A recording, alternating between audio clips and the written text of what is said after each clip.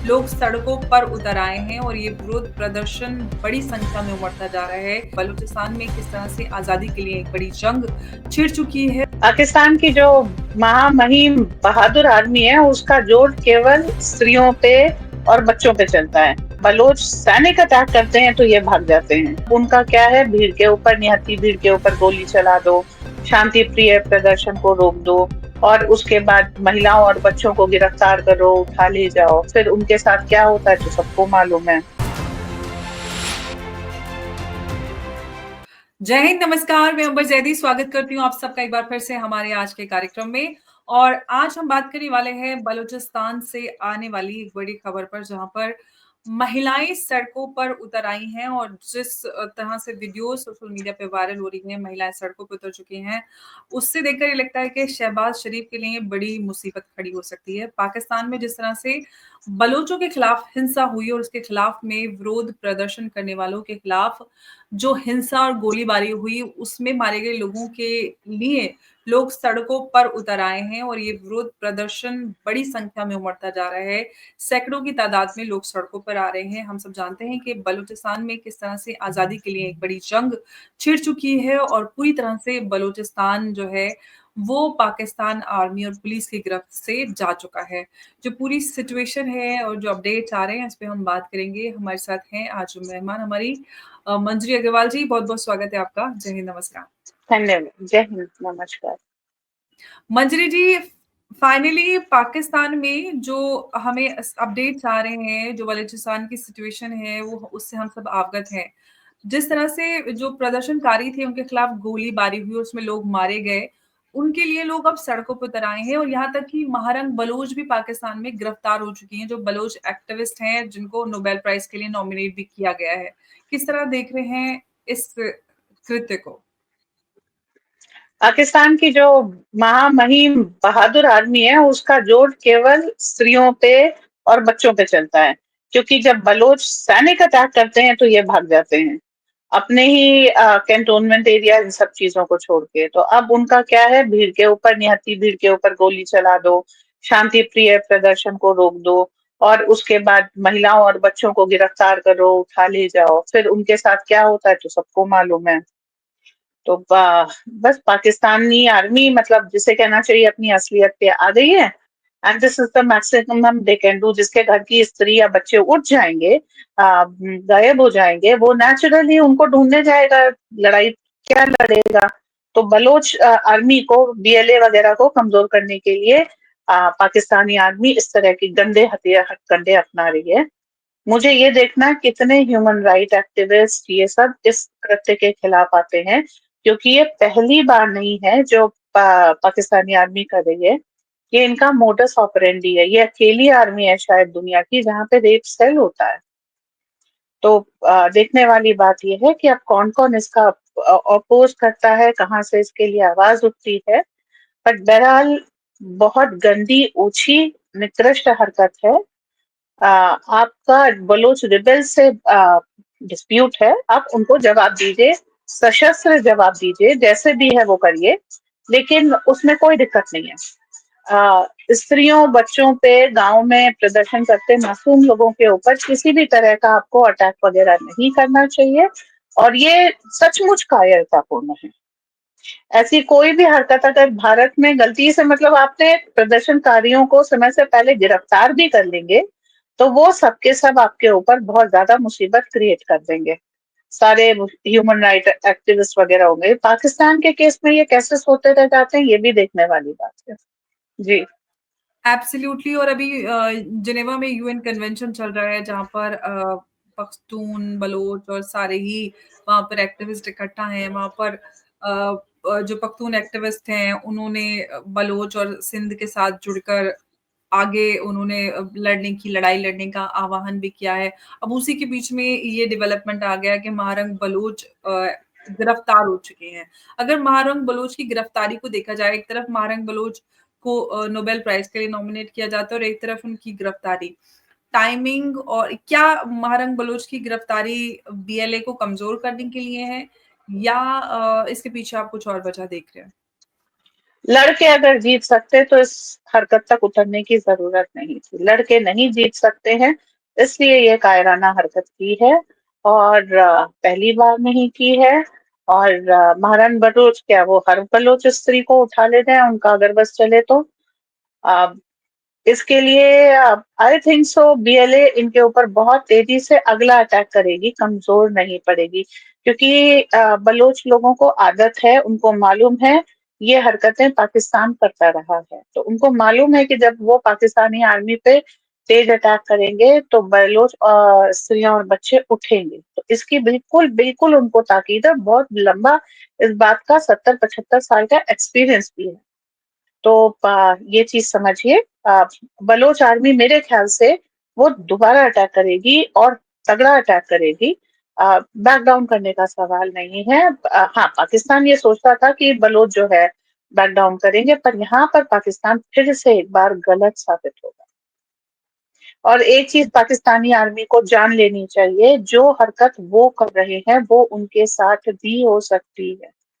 तो अगर आप युद्ध में नियम तोड़ देते हैं, पहले कोई एक भी पक्ष जो भी नियम तोड़ता है, फिर दूसरे पक्ष के लिए कोई बंदिश नहीं रह जाती है, फिर युद्ध में नियम नहीं चलते।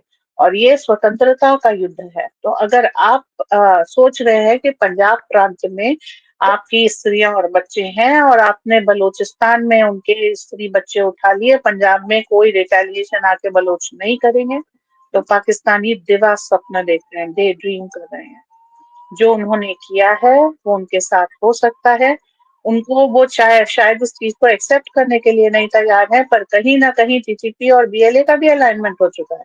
तो ऐसा नहीं कि आप जो हरकत टीटीपी के का साथ करेंगे वो उसमें बलोच पीछे हटेंगे, या बलोच के साथ करेंगे तो टीटीपी पीछे हटेगा। आपको रिटेलिएशन झेलना पड़ेगा। कौन करता है ये देखने वाली बात है, पर रिटेलिएशन होगा जरूर। जी। बिल्कुल। और सबसे बड़ी बात ये है कि महारंग बलोच जो हैं वो तो अलगाववाद की बात भी नहीं करती हैं। वो जो बलोचों के इश्यूज हैं उसको रेज करती हैं, साथ ही साथ उनका नॉमिनेशन हुआ है नोबेल प्राइज के लिए। इंटरनेशनल कम्युनिटी से कोई प्रेशर का डर नहीं है। जो वैसे तो ह्यूमन राइट वायलेशन का बड़ा इल्जाम वो भारत पे लगाता है, वो ओपन वायलेशन जो बलोचों का हुआ है बलूचिस्तान में पाकिस्तान के द्वारा। और अब ताजा तरीन ये एग्जाम्पल के आप जो भी लोग धरना प्रदर्शन कर रहे थे उनके खिलाफ गोली और चलाते हैं, लोग मर जाते हैं, महिलाएं सड़कों पर उतर आती हैं, मारंग बलोच गिरफ्तार हो जाती हैं, इस हद तक पाकिस्तान उतर आता है। कोई इंटरनेशनल कम्युनिटी का कोई प्रेशर, कोई डर की कोई चिंता नहीं है पाकिस्तान को। पाकिस्तान डीप स्टेट से फंडेड, रूल्ड और ऑपरेटेड है। तो डीप स्टेट का एजेंडा होता है, उनके पास ह्यूमन राइट एक टूल की तरीके से है। वाकई में ह्यूमन राइट की अगर बात करनी होती तो सबसे पहले सारी राइट्स जो है पाकिस्तान पे होती, क्योंकि सबसे ज्यादा आप ये सोचिए जो माइनॉरिटी है उसकी पॉपुलेशन डिक्लाइन हो गई, इतने साल से बलूची वो कर रहे हैं। पाकिस्तानी आर्मी का लूट के खाने के अलावा और सुपारी लेकर के ऑर्डर पूरा करने के अलावा कोई काम नहीं है। तो जितने भी एजेंडावादी ह्यूमन राइट एक्टिविस्ट हैं उनकी तरफ से तो कुछ नहीं आएगा। अब अगर किसी और जो रियली ह्यूमन राइट्स के लिए है काम करते हैं, उन लोगों ने कोई स्टेटमेंट दिया, प्रेशर डाला, जैसे भारत है वो सचमुच मानव अधिकारियों के लिए चिंतित है और कार्यरत है। तो अगर भारत की तरफ से कोई प्रेशर आएगा तो पाकिस्तान तो सुनने वाला नहीं है। वो तो ये कहेगा कि आपका हाथ बलूचों को उठाने में है तो आप जो है इसलिए उनका साथ दे रहे हैं। अमेरिका में ट्रम्प की तरफ से आ सकता है। यूएन से मुझे कोई आशा नहीं है, डीप स्टेट यूएन के थ्रू ही ऑपरेट करता था। तो जो आ सकता है, अमेरिका से आ सकता है, इसराइल से आएगा, क्योंकि ऐसी चीजें इसराइल के साथ होती रही हैं, तो वहां से आ सकता है। और पाकिस्तान की खाल के ऊपर कोई फर्क नहीं पड़ेगा, क्योंकि इस समय जो है उनको किसी तरीके से अपनी जान बचानी है। उनको मालूम है सीधी लड़ाई में बलोच से जीत नहीं सकते, इसलिए इस हथकंडों का अपना रहे हैं। और फिलहाल पाकिस्तानी आर्मी जितनी कमजोर हो चुकी है, गवर्नमेंट के नाम पे शहबाज शरीफ कठपुतली भी नहीं है। तो आप ऑब्जेक्शन करेंगे तो रिस्पॉन्ड कौन करेगा? अभी तो सबसे बड़ा सवाल पाकिस्तान में ये है, आसिम मुनीर करेंगे कि शहबाज शरीफ करेंगे? क्योंकि शहबाज शरीफ अगर आसिम मुनीर से कुछ कहते हैं तो आसिम मुनीर तो सुनने के लिए बाध्य है नहीं, और आसिम मुनीर से बोलेंगे तो उनको तो पता ही नहीं है कि ऐसी कोई हरकत हुई है। ये तो भारत द्वारा किया गया मिथ्या प्रचार है जो पाकिस्तान को बदनाम कर रहा है। इस तरह का कोई रिएक्शन आ गया अगर, वरना चुप्पी भली। जी। जी, बिल्कुल। लेकिन इस सब में जो बलूचिस्तान में चल रहा है, उस सब को लेकर ये बात कही जाती है, उस तरह की रिपोर्ट्स हैं कि अमेरिका इसको समर्थन दे रहा है, अमेरिका बैक ये पूरा आंदोलन है। हालाँकि इल्ज़ाम तो भारत पे भी लगता है, लेकिन अगर अमेरिका की बात की जाए, तो जिस तरह का वायलेशन और जिस लेवल पे चीज़ें पहुँचती जा रही हैं, इस सब के बीच में आपको क्या लगता है कि अमेरिका कुछ इंटरवीन करेगा, पाकिस्तान से बातचीत करेगा या इस आंदोलन को ऐसे ही और मैच्योर होने देगा? देखिए, इस समय पाकिस्तान की अमेरिका के साथ सबसे बड़ी डील ये होगी, प्लीज एक्नॉलेज वी एग्जिस्ट, क्योंकि डोनाल्ड ट्रम्प ने इनको डम कर रखा है। वो तो हुँ, पाकिस्तान का प भी नहीं बोलते हैं। तो एक तो ये हरकत है कि ये उनकी नजर में आ जाएंगे। दूसरी चीज ये है कि जो इनको सपोर्ट करता है अमेरिका में, वो इस समय के अमेरिकन गवर्नमेंट नहीं है, डीप स्टेट है। तो डीप स्टेट की तरफ से कोई कंडमनेशन आएगा नहीं, क्योंकि उनको जो है लड़ाई इस समय सर्वाइवल की है, ह्यूमन राइट्स की चिंता उनको ना कभी थी और ना होगी। वो उनका टूल है, टूल की तरह यूज होगा। तो अब अमेरिका अगर कंडम करता है तो सबसे ज्यादा पाकिस्तान की आर्मी क्या काम करती है कि भाई हमसे कुछ कहना है तो पहली चीज, पैसे दो तो हमारे कान खुलते हैं, पैसे नहीं देते तो हमें कुछ सुनाई नहीं देता। तो क्या ट्रम्प पैसे देंगे? बिल्कुल नहीं। अब उनको दूसरे टैक्टिक्स यूज करनी पड़ेगी, इनको ये समझाने के लिए कि अबाइड बाय मी, मेरी सुनो वरना बहुत बुरा हाल होगा। अब ये देखने वाली बात है कि ट्रम्प का रिस्पॉन्स करते हैं, क्योंकि ट्रम्प के पास भी कोई एक दो काम तो है नहीं कि पाकिस्तान ने जो है गोलियां चलानी शुरू कर दी हैं अपनी पब्लिक के ऊपर, तो वो फर्स्ट रिएक्शन दें। उनके पास और भी जरूरी काम है। तो इसलिए जो है ये समय लगेगा इस सब चीज में, और देर होगी तो तब तक जो है ये सब हरकत करते रहेंगे। पाकिस्तान को इस समय एक एडवांटेजियस पोजीशन है, क्योंकि डीप स्टेट खुल के उनका साथ दे रहा है। अमेरिकन प्रेसिडेंट को उनके ऊपर वो करने के लिए अलग से टाइम निकालना पड़ेगा। Is already busy with Israel, is already busy with Russia Ukraine. वो टॉक्स फाइनल स्टेज पे पहुंच रही हैं। पाकिस्तान को अभी हाल ही फिलहाल में बोल दिया गया है कि कोई भी देश हथियार सप्लाई नहीं करेगा। ये सारी चीजें पाकिस्तान को और तरह से आइसोलेट किया जा रहा है। जो पाकिस्तान की गोलियां वगैरह जो जेलेंस्की को जा रही थी, वो एयर स्पेस वगैरह चेक किया जा रहा है। यूके के ऑर्डर वो सारे कैंसिल कराए जा रहे हैं। तो ये देखने वाली बात है कि कब तक इन सब चीजों को आ, चलने दिया जाएगा। और अनप्लग तो करना पड़ेगा पाकिस्तान को बहुत सारी जगह पे, और क्यूमुलेटिव अटैक करना ही पड़ेगा, ताकि इन सब चीजों को और मिनिमाइज किया जाए।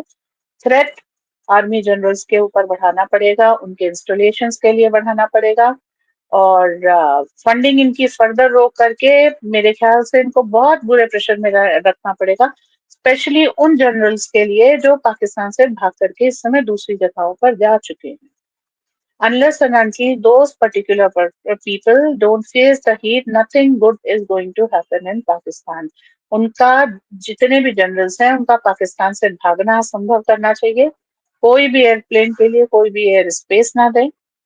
सी रूट्स तो ये बहुत कम ही यूज करते हैं। और जितने भी पाकिस्तान है, पाकिस्तानी जगह जगह पर है, उनका मास डिपोर्टेशन शुरू हो।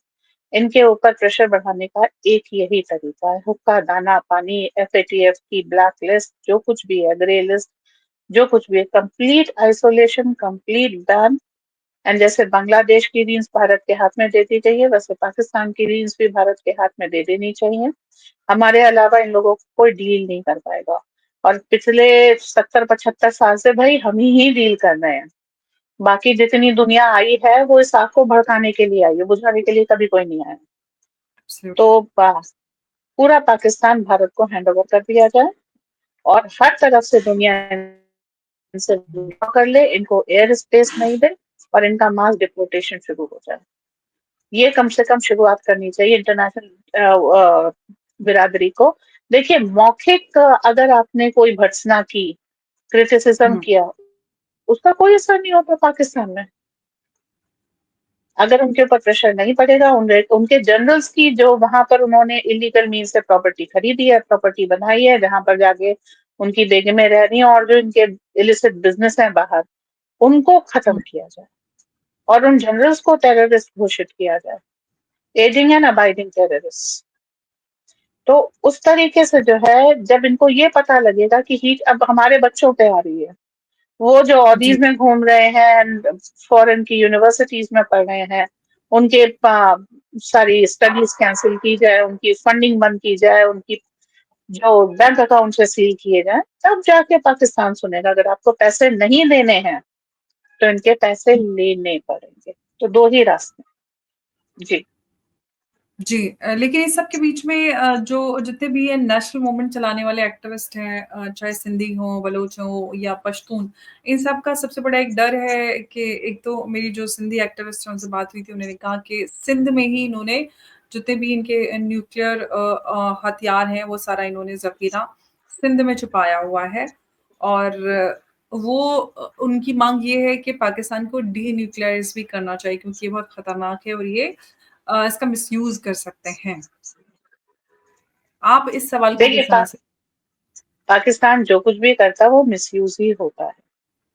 और न्यूक्लियराइज करना चाहिए, यस। इनकी ड्रोन प्रॉपर्टीज भी, जो इनके पास ड्रोन्स है वो भी छीन लेने चाहिए, इनके सारे एयरप्लेन्स लॉक कर देने चाहिए। ये सारी चीजें बिल्कुल सही है।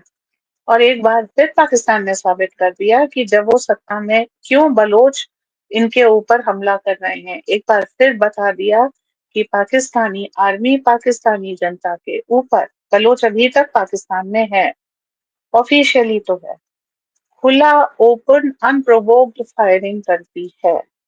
एक दो टके के रॉयटर की तरीके का बिहेवियर है। तो रफियंस या हुलिगन्स या कोई भी आप वो कह लीजिए, ये उपाधि पाकिस्तानी के आर्मी के ऊपर है। They are not at all officer and gentleman, जो एक कहा जाता है आर्मी के लिए, they are not at all that. तो आ, ये साबित कर रहे हैं कि बलोच आंदोलन क्यों सही है। इन्होंने बलोचों के स्वतंत्रता आंदोलन को सही ठहरा दिया इस फायरिंग के बाद। तो अब बलोचों का अ, जो कुछ है, मतलब ऐसी, अब इसको प्रोपेगेंडा से ढकने की कोशिश करेगी और बाकी जगह वो करे, एडवर्टाइज किया जाएगा, इसे झुठलाया जाएगा, इसमें भारत का हाथ बताया जाएगा। That is another case. हाँ, न्यूक्लियर नहीं, न्यूक्लियर ये यूज नहीं कर सकते हैं, क्योंकि दो एक बार ऐसा हुआ है। जैसे हमने जब इनके ऊपर सर्जिकल स्ट्राइक की, एयर स्ट्राइक की, तो आप ये सोचिए कि ये न्यूक्लियर यूज कर सकते थे। हाँ, यूज कर सकते थे, पर औकात थी, हिम्मत थी, दम था। तीन चीजें चाहिए होती हैं, नहीं था। न्यूक्लियर असलहा लेके बैठे थे, और वो इनके यहाँ शोभा और धमकी देने की चीज है। अगर पीछे से डीप स्टेट का ऑर्डर नहीं मिलेगा, पाकिस्तान किसी हथियार को नहीं छुएगा। आप ये सोचिए, चाकू छुरी या उसको भी नहीं छुएगी पाकिस्तानी आर्मी। हाँ, अगर डीप स्टेट से पैसे आ गए और ओके आ गया, तो फिर ये कर गुजरेंगे।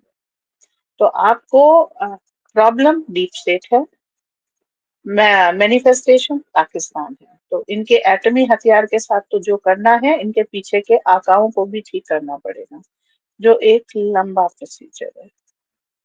जी। जी, बिल्कुल आपने सही कहा और डीप स्टेट को लेकर तो डोनाल्ड ट्रंप भी उन्होंने सीधे जंग लड़ी हुई है। अब deep state versus Donald Trump में कौन जीतता है, उसमें भी थोड़े ही दिन बाकी हैं। अप्रैल तक का समय है जिसमें कई सारे बड़े फैसले किस तरफ जाएँगे ये तय हो जाएगा और सबके बीच में वैसे तो हम देख रहे हैं कि जो 2 बड़ी जंगें हैं यूक्रेन रशिया वॉर या फिर हम गाज़ा इज़राइल वॉर की बात करते हैं। दूसरी तरफ ये तीसरा मोर्चा सीरिया में उभर रहा है। बलूचिस्तान में भी लोग एक्टिव हो रहे हैं अपनी आज़ादी के लिए। तो ऐसे में आखिर ये दुनिया किस तरफ जा रही है? क्या हम कोई बड़े जंग की तरफ, वर्ल्ड वॉर की तरफ जा रहे हैं? क्या आपको लग रहा है मंजरी जी? यूएन जब खुद ही एक्सेप्ट कर रहा है कि 55 एक्टिव कॉन्फ्लिक्ट जोन है, कॉन्फ्लिक्ट जोन का उसका मतलब है छोटे मोटे स्कफल से, सिविल वॉर से वॉर की तरफ, ठीक है, जहां पर मेजर गोला बारूद यूज हो वो रहा में है। भी सिविल वॉर है। ठीक है। तो अब जी। ये सोच लीजिए, तो इसका मतलब है कि आप जो है ऑलरेडी एक तरह की वर्ल्ड वॉर में है, बस इसको लोग वर्ल्ड वॉर इसलिए नहीं कहते क्योंकि अब तक न्यूक्लियर एटमी हथियार नहीं यूज हुए हैं। तो वर्ल्ड वॉर उसके हिसाब से तो पहला वर्ल्ड वॉर था ही नहीं। और सेकेंड वर्ल्ड वॉर में भी जब नागासाकी पे हुआ है तभी वर्ल्ड वॉर हुआ है, वरना वो नहीं था। तो this definition has to change. Yes, we are in world war. जो रशिया यूक्रेन का था, पूरा नेटो तो लड़ रहा है रशिया से। फिर एग्जैक्ट। इसराइल और हमास के में भी वो पूरा लड़ रहे हैं। तो इसका मतलब है वो तो चल ही रही है आपकी वर्ल्ड वॉर। तो आगाज क्या है, एक फ्रंट, और पाकिस्तान में भी देखिए 2 फ्रंट तो खुले ही हुए हैं। ओके। तो जो भी है वो इसको आप ये कह लीजिए कि अगर यहाँ पे नहीं रोका गया तो न्यूक्लियर वॉर में बदल सकती है। पर world is at war, that is. और धीरे धीरे जो डिप्लोमेटिकली जो आप ये कहिए कि पॉलिटिकल स्टेज पे हो रही है, वो भी वर्ल्ड वॉर है। Entire world is against deep state. जो शत्रु थे अमेरिका और Russia, now they have joined hands and they are fighting deep state. So it's already on. It's been 3 years. It's already on.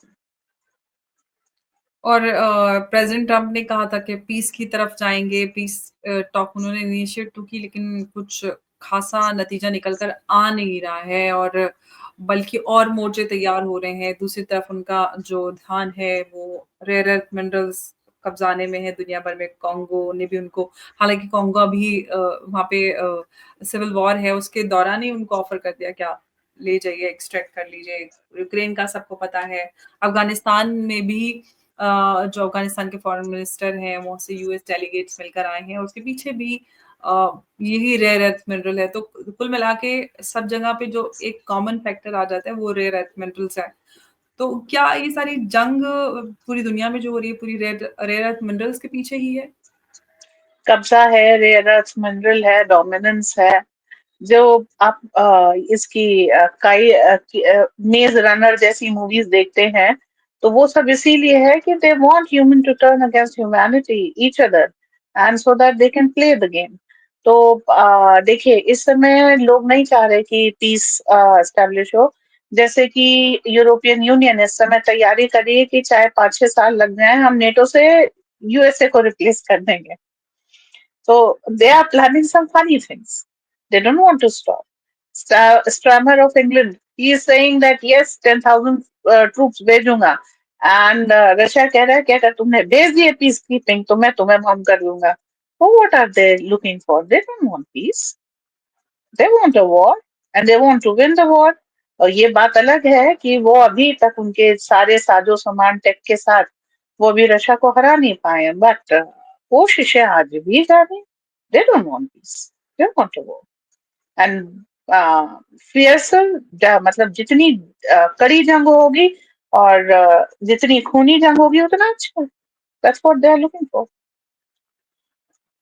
Ji. Of course, जितनी जंगें होंगी उतनी दुकानें चलेंगी, डोमिनेंस और रेयर मिनरल्स कब्जा और सारा कुछ, ये सारी चीजें इसमें इसके नजर लिए आती हैं। एक ही चीज करनी चाहिए, वो है कि जितनी भी ऑर्डिनेंस फैक्ट्रीज हैं वर्ल्ड ओवर, उनको नेशनलाइज कर देना चाहिए। प्राइवेट प्लेयर्स उसमें इन्वॉल्व ही नहीं होंगे। और जो नेशनलाइज नहीं कर सकते, जैसे यूक्रेन की ऑर्डिनेंस फैक्ट्रीज, आप नेशनलाइज करके कोई फायदा नहीं है, लड़ाई नहीं रुकेगी, उनको बॉम्ब कर देना चाहिए। तो ना आपके पास कैपेसिटी है, ना फैक्ट्री है, और ना ही आप जो है फिर उसका कोई फायदा उठा पाएंगे। आपको हथियार बेचने के लिए जंग करनी है ना, आपकी हथियार की फैक्ट्री खत्म हो गई, तो जड़ पे जब आप मारेंगे कुल्हाड़ी, तब ये सब खत्म होगा, उससे पहले नहीं होगा। हथियार बेचने के लिए हथियार की फैक्ट्री होनी चाहिए, हथियार की फैक्ट्री नहीं रही। सबको मालूम है कौन है आर्म्स डीलर, कौन है आर्म्स स्मगलर, कौन है फाइनेंशियल उनका। जस्ट टेक देम आउट, इनके पैसे फ्रीज कर लीजिए, इनके अकाउंट्स वो कर दीजिए। You have to work a lot on dark net, dark web. वो इनका कम्युनिकेशन वे है। तो अगर आप ऐसा कर लेते तो आपके पास कुछ चांसेस हैं। अगर आप ऐसा जब तक नहीं करते हैं, तब तक ये लड़ाई जारी रखेंगे, and you will be just doing your nitty gritties to do the lip service. जी।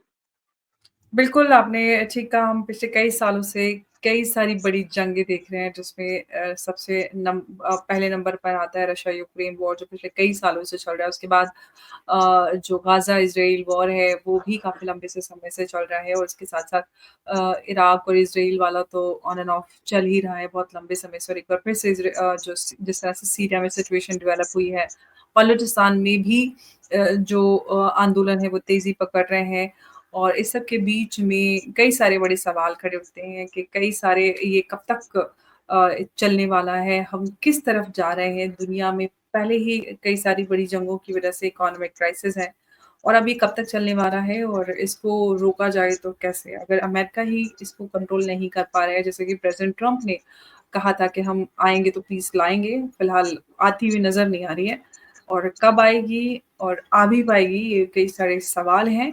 मंजरी जी, बहुत-बहुत धन्यवाद आपका हमारे साथ आज की इस चर्चा में जुड़ने के लिए। नमस्कार, जय हिंद, जय भारत। नमस्कार, जय हिंद, जय भारत। नमस्कार।